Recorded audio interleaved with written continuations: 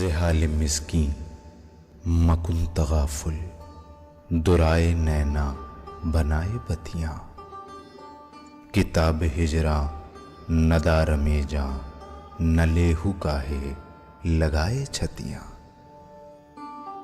شبان ہجراں دراز چو زلف، روز وصلت چو عمر کوتاہ، سکھی پیا کو جو میں نہ دیکھوں تو کیسے کاٹوں اندھیری رتیاں۔ ناظرین آداب، ڈی ڈی اردو کے اس خاص پروگرام جس کا نام ہے اردو شاعری کا بدلتا منظرنامہ، اس پروگرام میں میں رضا حیدر آپ سبھی کا استقبال کرتا ہوں۔ آج ہم گفتگو کریں گے بہادر شاہ ظفر کی زندگی، ان کی شاعری اور ان کے عہد کے اوپر، اور اس گفتگو میں شامل ہیں ہمارے دو خاص مہمان جن کا میں تعارف کراتا چلوں۔ میرے پہلے مہمان ہیں پروفیسر شریف حسین قاسمی صاحب، اور ہمارے دوسرے مہمان ہیں ڈاکٹر شعیب رضا خان صاحب۔ پروفیسر شریف حسین قاسمی صاحب کسی بھی طرح سے علمی اور ادبی دنیا میں تعارف کے محتاج نہیں ہیں، فارسی اور اردو کے ایک بڑے اسکالرس ہیں۔ تو ناظرین، آج ہماری کوشش ہوگی کہ بہادر شاہ ظفر کی زندگی کے ہر پہلو پر ہم اپنے دونوں مہمانوں سے گفتگو کریں۔ پروفیسر شریف حسین قاسمی صاحب، میرا پہلا سوال آپ سے یہ ہے کہ بہادر شاہ ظفر کی جو ابتدائی زندگی ہے اس پر آپ کچھ اظہار خیال کریں، پھر ان کی شاعری پر ہم آپ سے گفتگو کریں گے۔ دیکھیے، آپ نے یہ صحیح کہا کہ بہادر شاہ ظفر پر ہمارے یہاں بہت کام ہوا ہے جی، خاص طور پر علمی حلقے ان کو بڑی اہمیت دیتے ہیں، جی، اور اس کی بڑی بنیادی وجہ یہ ہے کہ اس شخص نے جس تاریک دور میں زندگی گزاری ہے جی، اور جس قدر آبرو مندی سے اپنی جان دی ہے، جی، جی، وہ ہمیں اپنی تاریخ میں شاذ و نادر کہیں نظر آتا ہے۔ دیکھیے، ان کا نام ہے محمد سراج الدین، جی، لقب ہے ان کا ابو ظفر بہادر شاہ، اور جیسا ہم سب جانتے ہیں تخلص ہے ان کا ظفر۔ کیسی دلچسپ اور بدقسمتی کی بات ہے کہ وہ تخت پر بیٹھے ہیں جب ان کی 62 برس کی عمر ہے۔ جی، یہ اس دور میں موت کی عمر تھی۔ آج کو بھول جائیے کہ اب ہمارے یہاں نارمل عمر 100 برس تک ہے، لیکن وہ اس زمانے میں نہیں تھی۔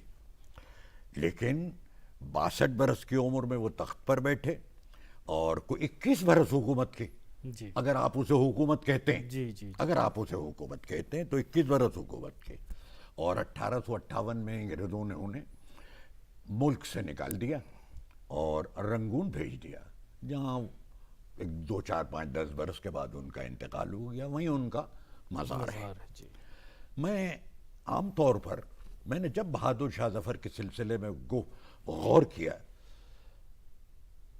اس خاندان کی عظمت کا ایک نیا پہلو میرے سامنے آیا۔ جی، یہ مشکل نہیں تھا کہ وہ جن حالات میں گھرے ہوئے تھے وہ جانتے تھے یہ 2 4 5 دن میں اب یا تو میں مر جاؤں گا یا مجھے یہ مار ڈالیں گے، حکومت تو میرے پاس ہے ہی نہیں جب سے میں تخت پر بیٹھا ہوں، یہ تو برائے نام ہے۔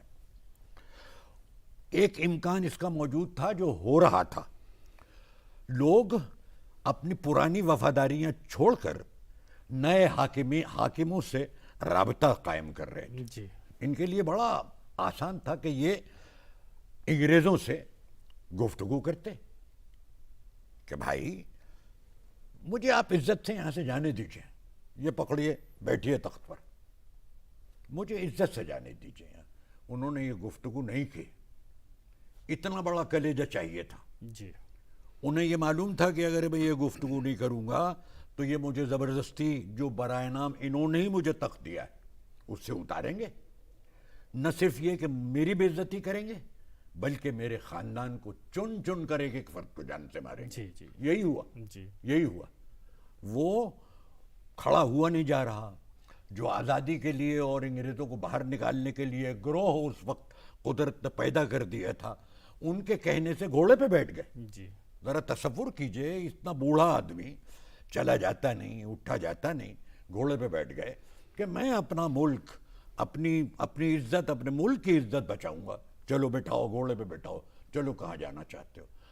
یہ ورثے میں ملا تھا انہیں، وہ 350 برس حکومت جس خاندان نے کی اور جس میں کیسے کیسے بادشاہ ہوئے، بابر، ہمایوں، اکبر، جہانگیر، شاہ جہاں اور اورنگزیب، ان لوگوں نے جو جس شان سے حکومت کی اس شان کا اظہار کیا انہوں نے اس طرح اپنے آپ کو قربان کر کے۔ بہت خوب شعیب رضا صاحب، ان کی جیسا کہ پروفیسر شریف حسین قاسمی صاحب یہ کہہ رہے تھے کہ وہ دور بڑا پرآشوب دور تھا، اور اس پورے پرآشوب دور میں ان کی بہت ہی عمدہ اور اعلیٰ قسم کی شاعری جو ہے ہمارے سامنے موجود ہے۔ اس کی وجوہات کیا تھی؟ کس طرح کا ریفلیکشن جو ہے ان کی شاعری میں ہمیں دکھائی دیتا ہے اور اس کا اظہار؟ بالکل، جیسا کہ پروفیسر شریف قاسمی صاحب نے اتنی خوبصورتی سے اور اتنے مختصر انداز میں شروعات کر کے اور رنگون تک آپ لے آئے۔ دیکھیے، اگر میں ان کی شاعری پہ جب نظر ڈالتا ہوں تو میں دیکھتا ہوں ایک تو ان کا جو دور ہے بڑا عہد زرعی دور ہے، غالب ہیں، مومن ہیں، خود ان کے استاد ذوق ہیں، اور یہ الزام بھی ان پر ہے کہ صاحب وہ خود نہیں کہتے تھے اور ذوق کہہ کے دیتے تھے، ایسا ہو ہی نہیں سکتا کہ بہادر شاہ ظفر خود نہ کہتے ہوں۔ ایک صرف غزل آپ ان کی لے لیجئے، اور یہ ذوق اس طرح کے شعر کہہ ہی نہیں سکتے تھے، بات کرنی مجھے مشکل کبھی ایسی تو نہ تھی، بہت خوب، جیسی اب ہے تیری محفل کبھی ایسی تو نہ تھی، یہ بہادر شاہ ظفر کہہ سکتے تھے، چونکہ جیسا کہ سر نے بتایا کہ اتنا بڑھیا دور گزرا حکومتوں کا، ان کے جو آباء و اجداد ہیں، اس کے بعد جس طرح کے حالات ان کے سامنے آتے ہیں اور صرف قلعے تک ان کی حکومت محدود رہ جاتی ہے، اور ایسے بھی حالات آئے کہ قلعے کو بھی چھوڑنا پڑا اور ہمایوں ٹام میں جا کر آپ نے پناہ لینے کی کوشش کی، لیکن پناہ وہاں نہیں ملی، اور وہیں سے انگریزوں نے ان کو گرفتار کر کے اور پھر زینت محل جہاں پہ رہتی تھی ان کے یہاں شفٹ کر دیا، اور ایک ایک ان کے صاحبزادے کو، شہزادے کو شہید کر دیا گیا، 3 شہزادے ان کے شہید کر دیے گئے، ان کی بیٹیوں کو جس طرح سے بے عزت کیا گیا۔ تو جو آپ اس پوری غزل کو اگر دیکھیں، لے گیا چھین کے کون آج تیرا صبر و قرار، بے قراری تجھے اے دل کبھی ایسی تو نہ تھی، چشم قاتل تھی ہمیشہ تیری دشمن لیکن جیسی اب ہو گئی قاتل کبھی ایسی تو نہ تھی۔ آپ دیکھیے ایک ایک شعر میں وہ تمام چیزیں جو ہیں جو ان پہ گزر رہی ہیں، ان کی زندگی پہ گزر رہی ہیں، ایک بادشاہ ہے اور اس کو کس طریقے سے کن حالات سے زندگی گزارنا پڑ رہی ہے، اور پھر جن لوگوں نے جنگ آزادی کی پہلی تحریک شروع کی انہوں نے کہا نہیں، ہم آپ کو ہی اپنا رہنما بنائیں گے اور آپ کو کھڑا ہونا پڑے گا، مغل خون تھا، کھڑا ہو گئے وہ، ٹھیک ہے، سر نے جیسے بتایا کہ گھوڑے پہ بیٹھ گئے اور عہد کر لیا کہ نہیں، اپنی ملک کی عزت اور بقا کے لیے وہ لڑیں گے، اور لڑائی کی۔ تو ان کی جتنی بھی آپ جو اس زمانے کی آپ غزلیں دیکھیں گے تو اس کا اظہار جو ہے وہ ملتا ہے۔ بہت خوب بالکل۔ پروفیسر شریف حسین قاسمی صاحب، وہ دور پرآشوب دور، ذوق ان کے استاد، ان کی شاعری کو آپ کس نقطہ نظر سے دیکھتے ہیں؟ دیکھیے، میں ایک بڑی بنیادی بات بتاتا ہوں، میں طالب علم ہوں ایک معمولی فارسی ادب کا۔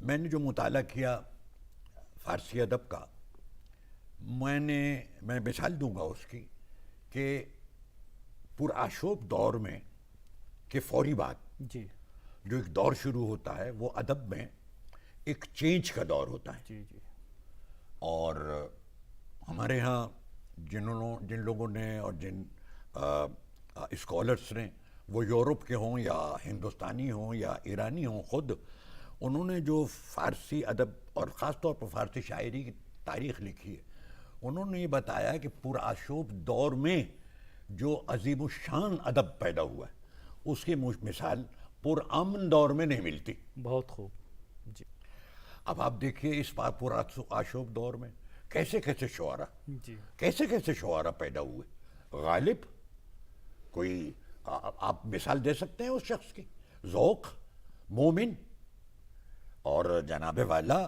ابو صفی، صہبائی، آزردہ، ایک پوری کہکشاں، کہکشاں ہے جی جی جی عظیم شعراء کی، جی جی اور یہ سب علماء بھی تھے۔ جی، دوسری طرف جناب والا کونوں خدروں میں بیٹھے اپنے اپنے مدرسوں میں، شاہ ولی اللہ کا خاندان جو صرف ہندوستان میں نہیں، آج بھی ان کی کتابیں سارے عالم اسلام میں جی بنیادی کتابوں کی حیثیت سے پڑھائی جاتی ہے۔ جی اب بہادر شاہ ظفر کی فارسی شاعری اور اردو شاعری دیکھیے کیسی عجیب بات کیا ہے۔ فارسی میں بھی کچھ کلام ارے ان کا؟ میاں انہوں نے جی فارسی میں کہا ہے، جی جی ہاں ان کی غزلیں ملتی جی ہیں، جی جی خاص طور پر ان کے تاریخی قطعے ہیں۔ جی جی لوگ جاتے تھے، یہ بھی آپ جانتے ہیں کہ وہ ان کو لوگ پیر و مرشد سمجھتے تھے، لوگ ان کے مرید ہوتے تھے، تو ایسے جو ان سے وابستہ تھے ان کے یہاں مثلاً بچہ پیدا ہوا، ان کے بچے کی شادی ہوئی، کوئی مر گیا، کسی نے تاریخ کوئی عمارت بنوائی، تو جاتے تھے کہ پیر و مرشد ایک قطعہ کہہ دیجئے، جی تو ان کے فارسی میں یہ تاریخی قطعے بہت ہیں، ان کی غزلیں ہیں فارسی میں۔ وہ کہتے ہیں نہیں حال دہلی کا سنانے کے قابل۔ اب دیکھیے جو میں نے جیسا عرض کیا کہ وہ تو ایک مجسم ایک علم تھے، ایک علمنا کی ان پر تاریخ تھی، جدھر دیکھتے تھے وہ مقابلہ کرتے تھے کہ یہ شاہجہاں کی بنائی ہوئی دلی ہے، جہاں سونے اور چاندی کا کام تھا قلعہ معلیٰ میں، نیم قیمتی پتھر لگے ہوئے تھے، سب توڑ کے لے گئے تھے، اکھاڑ کے لے گئے تھے یہ مراٹھے۔ اس کو ذہن میں رکھیے اور پھر دیکھیے یہ شعر، تو کہہ رہے ہیں نہیں حال دہلی سنانے کے قابل، یہ قصہ ہے رونے رلانے کے قابل، اجاڑے لٹوروں نے وہ قصر اس کے جو تھے دیکھنے دکھانے کے قابل۔ اب اگلا شعر دیکھیے کس قدر دردناک ہے، اور صحیح کہتے ہیں وہ کہ نہ گھر ہے نہ در ہے، رہا ایک ظفر ہے، فقط حال دہلی سنانے کے قابل۔ بہت خوب، ہم کچھ اور اشعار آپ سے سنیں گے۔ شعیب صاحب، حال ہی کہتے ہیں ان کی شاعری کے بارے میں کہ روزمرہ کے واقعات اور حالات کا اظہار تو ملتا ہی ہے، بہت صاف ستھری زبان کا بھی وہ استعمال کرتے ہیں۔ بالکل صحیح۔ دیکھیے ان کی شاعری میں جیسا کہ تمام لوگوں نے لکھا ہے کہ جو دلی کی ٹیکسالی زبان تھی، جو آپ نے جس کا ذکر کیا، جس میں ہم باغ و بہار میں جو نظر آتا ہے، جو زبان میر امن نے استعمال کی ہے، وہ ان کی شاعری میں ملتی ہے۔ اور اس دور کی آپ بات دیکھیے، 1800 جب سے وہ شاعری کر رہے ہیں، 1858 60 62 تک ہی انہوں نے شاعری کی، اس کے بعد تو حالات ہی اس طرح کے رہے۔ یہ الگ بات ہے کہ انہوں نے جہاں کے جیل میں بھی جب رنگون میں رہے ہیں وہ، تو وہاں بھی شاعری کی ہے، لیکن جتنی بھی ان کی شاعری ہے اس میں بہت عام فہم الفاظ استعمال کیے ہیں، روز مرہ استعمال کیا ہے، اور دلی کی ٹیکسٹالی زبان استعمال کی ہے۔ ابھی قاسمی صاحب نے جیسا فرمایا کہ جس طرح کے حالات تھے اور وہ جو ان کی شخصیت کی عکاسی کرتے ہیں، دوسرے شعراء کے یہاں بھی اس طرح کی چیز ملتی ہے۔ اگر آپ دیکھیں تو تقی میر کہتے ہیں کہ دلی کے نہ تھے کوچے اوراق مصور تھے، جو شکل نظر آئی تصویر نظر آئی۔ تو اس پورے شعر میں اس دور کے آپ حالات دیکھ سکتے ہیں جو بہادر شاہ ظفر کے اوپر گزر رہے تھے، یا خود ان کے استاد ذوق بھی فرما رہے ہیں کہ اب تو گھبرا کے یہ کہتے ہیں کہ مر جائیں گے، اور مر کر بھی چین نہ پایا تو کدھر جائیں گے۔ اس کے باوجود کہ یہ لوگ، اگر ہم دیکھیں ان کے دور کا ایک تقابلی مطالعہ کریں، غالب جیسا شاعر موجود ہے، کسی کی ضرورت ہی نہیں ہے، اور ان کی وجہ سے بڑے بڑے شعراء جو منظر عام پہ آنے چاہیے تھے، مومن نہیں آ پائے اتنے جتنے آنے چاہیے تھے، ذوق بھی آئے لیکن سب کو غالب نے نیچے دبا دیا۔ تو بہادر شاہ ظفر کو جس طریقے سے منظر عام پر آنا چاہیے تھا، عوام میں آنا چاہیے تھا، اس طریقے سے ان کی شاعری منظر عام پر بہت صحیح بات کی۔ بحیثیت شاعر ڈاکٹر صاحب اس طرح سے ان کی شاعری کا اس طرح سے اس کی پبلسٹی نہیں ہو پائی اور فروغ نہیں مل پایا جتنا ان کی شخصیت اور حالات پہ ہم زیادہ گفتگو کرتے ہیں۔ سر، ان کی جو شاعری کا جب ہم مطالعہ کرتے ہیں تو جو اصطلاحیں ہیں، طوق، سلاسل، قفس، زندان، اور ان اصطلاحوں کا ذکر ان کے پورے دیوان میں کہیں نہ کہیں ہمیں مل جاتا۔ ایک شعر میں پڑھوں گا اور اس کی وضاحت آپ سے چاہوں گا۔ شمع جلتی ہے پر اس طرح کہاں جلتی ہے، ہڈی ہڈی میری اے سوز نہاں جلتی ہے۔ دیکھیے جی جی یہ نمونہ ہے جی جی جی ان کی المناک زندگی کا، جی جی جی المناک زندگی کا نمونہ ہے۔ آپ نے ابھی جو کچھ فرمایا، میں ایک بات اس کے سلسلے میں اس پر اضافہ کرنا چاہوں گا.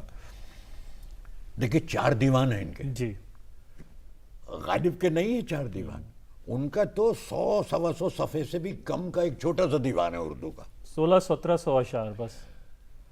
اسی طرح مومن کا میں نے دیوان دیکھا، میں نے درد کا دیوان بھی دیکھا ہے، میں نے اور اس دور کے شعراء کا دیوان دیکھا. اتنا کسی نے نہیں کہا جتنا بہادر شاہ ظفر نے کہا ہے.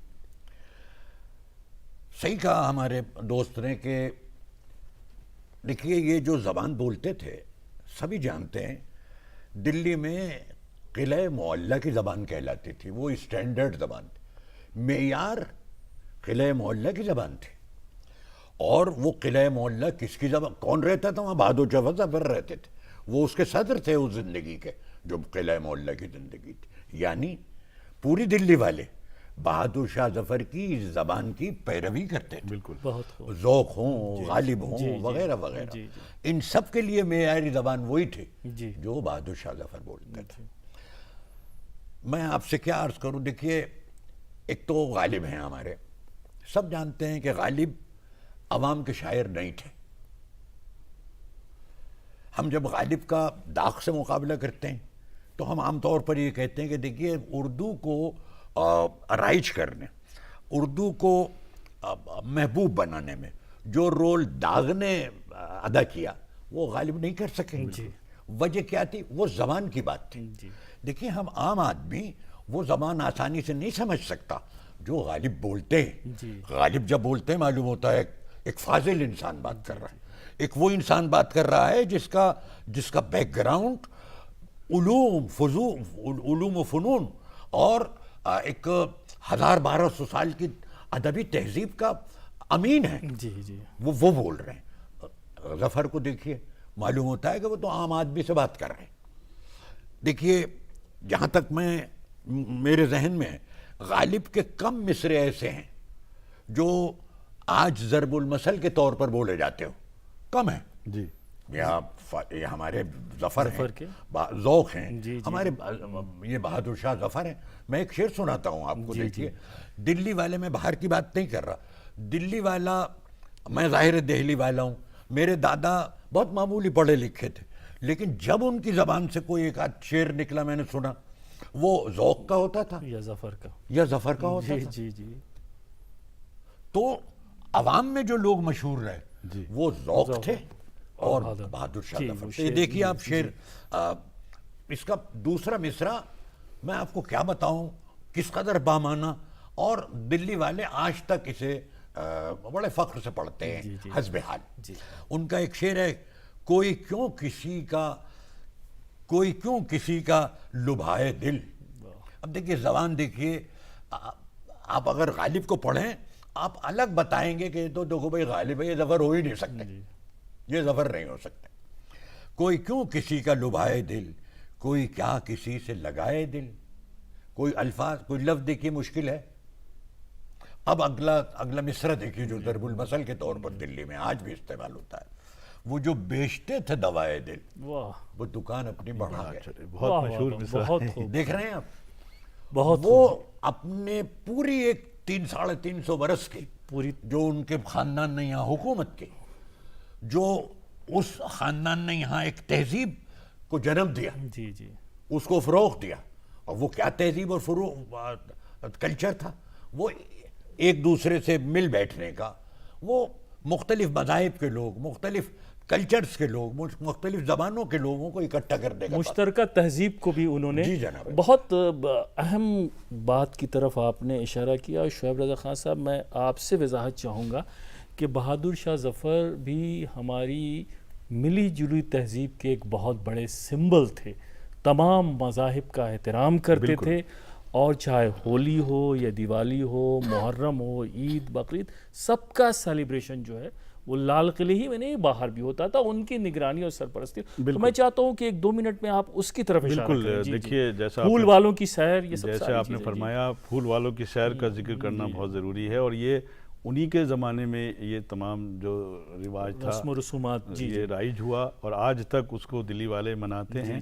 دیکھیے بہادر شاہ ظفر کہ یہاں ایک سب سے بڑی خوبی یہ تھی کہ مشاعرے وہ منعقد کراتے تھے جی جی لال قلعے کے اندر، جی اس میں غالب شریک ہو رہے ہیں، ذوق شریک ہو رہے ہیں، مومن شریک ہو رہے ہیں، یہاں تک کہ داغ بھی چھوٹے تھے لیکن وہ شریک ہوتے تھے. تو یہاں سے جو ایک مشترکہ کلچر بنتا تھا. اس کے علاوہ اس زمانے میں مولوی محمد باقر ایک اخبار نکالتے تھے، انہی کے نام سے وہ پہلے شروع ہوا تھا، سراج الاخبار. جی جی بعد میں اس کا نام دلی اردو اخبار 1837 میں یہ اخبار نکلا. تو اس میں جو قلعے کے اندر جتنی بھی چیزیں ہوتی تھیں، جتنے پروگرام منعقد ہوتے تھے، ان تمام چیزوں کی خبریں اس اخبار میں چھپا کرتی تھی. تو اس کی وجہ کہا یہ جاتا ہے کہ اردو زبان مغلوں کی ہی دین ہے. تو جو اردو زبان کو جو فروغ ہوا، جو پروان چڑھی، وہ بہادر شاہ ظفر کا اس میں بہت اہم رول ہے.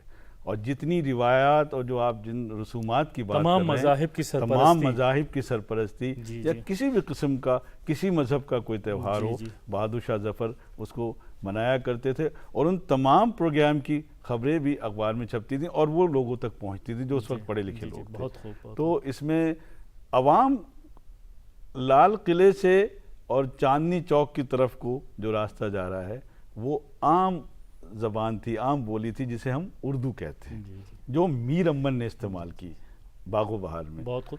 ڈاکٹر صاحب ہمارے پاس وقت بہت کم ہے، میں ایک سوال بہت ہی اہم سوال ہے کہ یہ جو اندرونی کرب ہے ان کی شاعری میں، اس کے علاوہ بھی کچھ عشق و عاشقی، کچھ ہجر و وصال، تصوف، اس کی بھی آمیزش ہے؟ میں بہت اچھا سوال آپ نے کیا، بڑا بنیادی سوال ہے.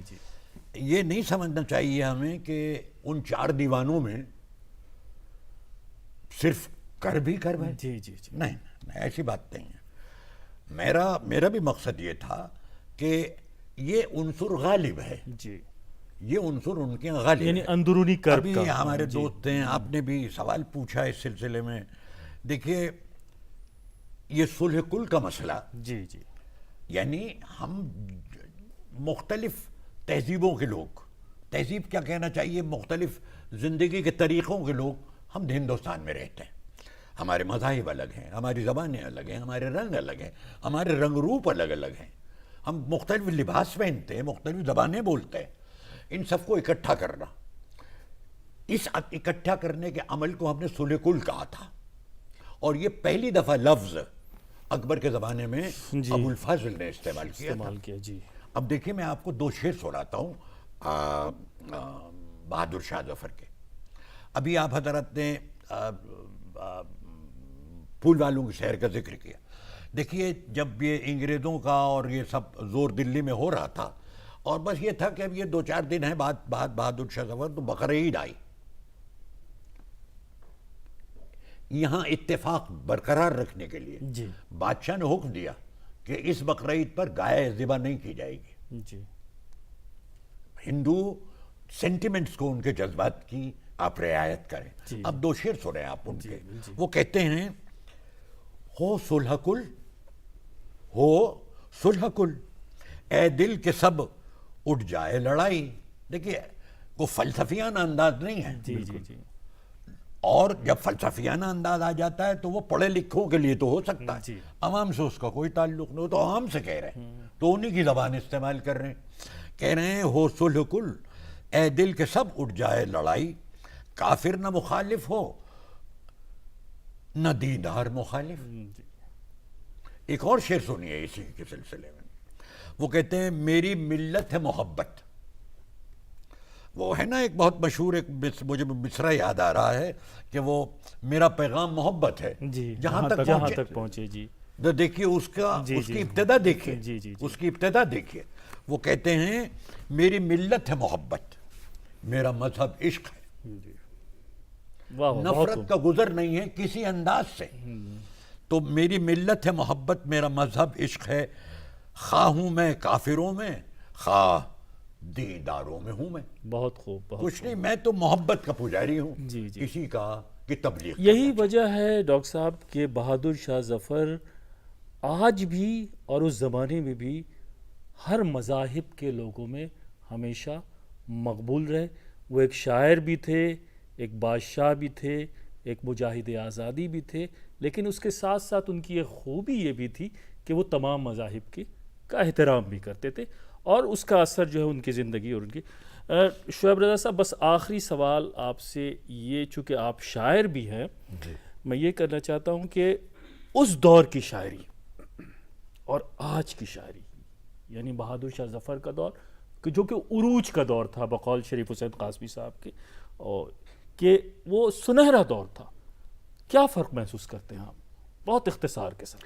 دیکھیے، جو بھی ہماری اردو شاعری کی روایت ہے، جیسے میں نے میر کا بھی ابھی حوالہ دیا تھا، ہر دور میں شاعر ایک بہت حساس ہوتا ہے، تو جو بھی سماج میں حالات رونما ہوتے ہیں اس کی عکاسی اس کے یہاں ملتی ہے. ہمیں اس دور میں غالب کے یہاں بھی، مومن کے یہاں بھی، تمام لوگوں کے یہاں جو خالص غزل کے شاعر بھی ہیں مومن، ان کے یہاں بھی، میر کے یہاں بھی خاص طور سے ملتا ہے. تمام جتنے بھی شعراء ہیں، یہاں تک ذوق قصیدے کے شاعر مانے جاتے ہیں، لیکن ان کے یہاں بھی وہ تمام چیزیں ملتی ہیں.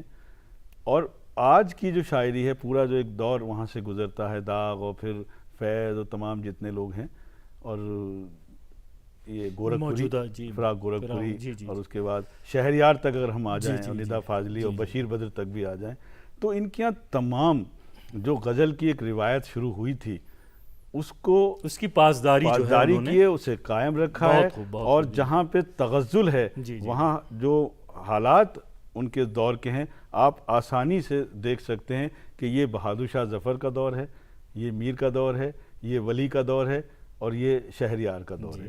تو اس طریقے سے تمام غزل کی سب سے بڑی خوبی یہی ہے، اور بہادر شاہ ظفر غزل کا شاعر بھی ہیں، کہ وہ بوڑھی ہونے کی بجائے دن بدن جوان ہوتی چلی جاتی. بہت اچھا آپ نے اس کا جواب دیا پروفیسر شریف حسین قاسمی صاحب، شعیب رضا خان صاحب. آپ نے نہ صرف بہادر شاہ ظفر کی شاعری بلکہ اس پورے عہد کا بہت خوبصورتی کے ساتھ آپ دونوں نے احاطہ کیا. آپ کا بہت بہت شکریہ. تو ناظرین، ہم بہادر شاہ ظفر کی زندگی، شاعری اور اس عہد کے اوپر بہت ہی خوبصورت گفتگو اپنے ان دونوں مہمانوں سے سماعت فرما رہے تھے. اگلے ایپیسوڈ میں ہم پھر ملیں گے کسی نئے شاعر کی زندگی، اس کی شاعری اور اس کے عہد کو لے کر کے. تب تک کے لیے آپ ہمیں اجازت دیجیے. آداب. زحال مسکین مکن تغافل، درائے نینا بنائے بتیاں، کتاب ہجراں ندار میں جاں، نہ لیہو کاہے لگائے چھتیاں. شبان ہجراں دراز چو زلف، روز وصلت چو عمر کوتاہ، سکھی پیا کو جو میں نہ دیکھوں تو کیسے کاٹوں اندھیری